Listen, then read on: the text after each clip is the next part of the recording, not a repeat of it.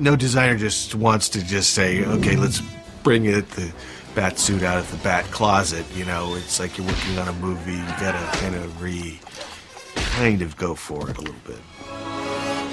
The first film had such a great look to it. There was no reason not to continue it. On the second, we had the luxury of what we didn't have on the first one, which was time. And of course, we had more money because it had already established itself as a successful phenomenon.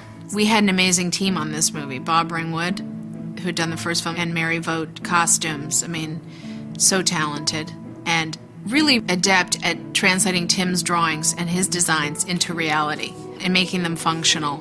Well, we looked at Art Deco toasters and vacuum cleaners, all things which, for no apparent reason, were aerodynamically designed, and tried to incorporate that feel of them. I mean, we got lots of photographs that we blew up and had around all the sculptors when they were sculpting, and it just the fact that the photographs somehow translated itself into the things that they were sculpting.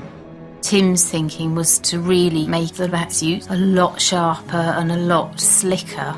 Tim, I know, was quite keen for it to look like an Oscar, to have that kind of feel to it. There was already a full-size prototype that was sculpted. It was a little rough, but it was a completely new approach. Whereas in the first movie, Batman had very much human anatomy on his armor. This new one was more sort of Art Deco-y, very hard mechanical lines and plating. So that was already pretty established before I came on, and my job was just basically to sculpt like the actual suit for Michael Keaton.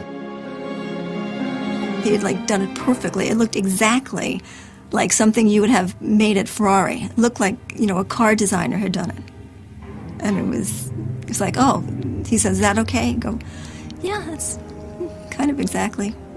We start with a fiberglass body cast and then sculpting clay over the top of that, which will then make the foam latex suit. So everything that's in clay will be eventually in foam latex.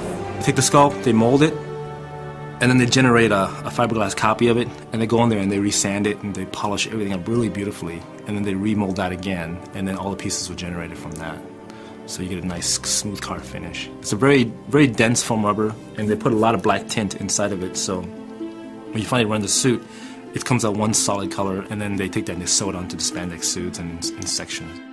They have to make like 30 suits, because when it gets scuffed up, you're done, next suit. But with something that smooth and clean, it has to look pristine all the time. It's very difficult to maintain, so you just keep going through them.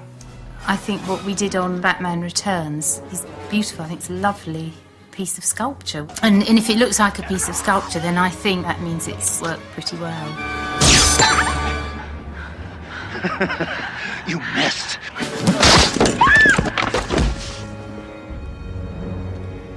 I love that costume. Absolutely love that costume. And head. It's beautiful. You're just jealous because I'm a genuine freak and you have to wear a mask. You might be right. The best role in Batman is always the villain. I don't even think that's contentious. I think that's just obvious. They get the best frocks, they get the best lines.